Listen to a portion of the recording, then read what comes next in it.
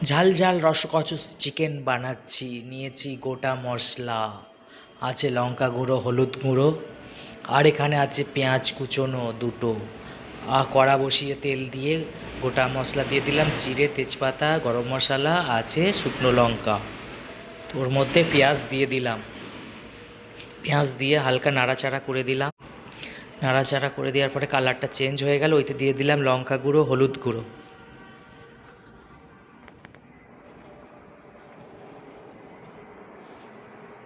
তো তেলের মধ্যে লঙ্কা হলুদটা দিলে কালারটা খুব সুন্দর হয়।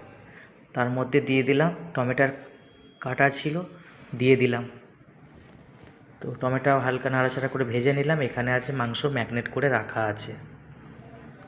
তো এতে কী কী মশলা দিয়ে ম্যাগনেট করা আছে আমি ভিডিওর মাধ্যমেই বলে দেবো। তো মশলা কষতে লেগে গেলাম। তো মশলাটা বলে দিচ্ছি কীরমভাবে কষেছিলাম। নিয়েছিলাম একটা টমেটোর, একটা পেঁয়াজ নিয়েছিলাম, রসুন নিয়েছিলাম, আদা নিয়েছিলাম, জিরে, ধনে, গোলমরিচ, আর কাঁচা লঙ্কা, আর ধনে পাতা, আর লেবুর রস ওইতে একটু নিংড়ে দিয়ে দিয়েছিলাম।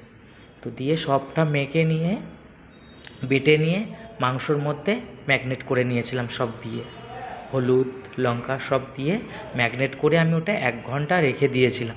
তারপরে রান্না করছি। তো এইভাবে করলে খুব খেতে ভালো লাগে। ভাত, রুটি, পলোয়া, পরোটা সব সাথে খাওয়া যাবে। এটা মানে একটু গ্রেভিটা রাখতে হবে একটু পাতলা করে, খুব সুন্দর খেতে লাগে। আমি নুন তো দিয়েইছিলাম ম্যাগনেটে, আর মাংস তো আগে মাখিয়ে রেখে দিয়েছিলাম খানিকক্ষণ জল ঝরাবার জন্য। তো আমি দেখলাম একটু কম আছে, একটু দিয়ে দিলাম স্বাদ মতন। তো তার সাথে একটু কসুরি মেথি পাতা দিয়ে দিলাম। তো কসুরি পাতা দিলে খুব একটা টেস্ট লাগে, সেন্ট বেরোয়, সেই কারণে আমি দিলাম। তো কালারটা চেঞ্জ হয়ে গেল আস্তে আস্তে। তো মোটামুটি কষা হয়ে যাচ্ছে, তেল ছেড়ে দিচ্ছে আস্তে আস্তে। লেবুটা অবশ্যই দিতে হবে, লেবুটা দিলে খুব সুন্দর মাংস হয়, মাংসটা খুব সফট হয়, নরম, আর মাংসটা ভেঙে যায় না। তো আমি জল একটু রেখে দিয়েছিলাম, তো স্বাদ মতন জলটা অ্যাড করে দিতে হবে।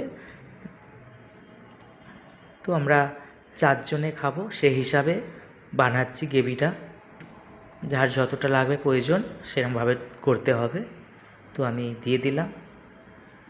তো এটা আস্তে আস্তে ফুটতে থাকবে, চাপা দিয়ে দিলাম, তো হয়ে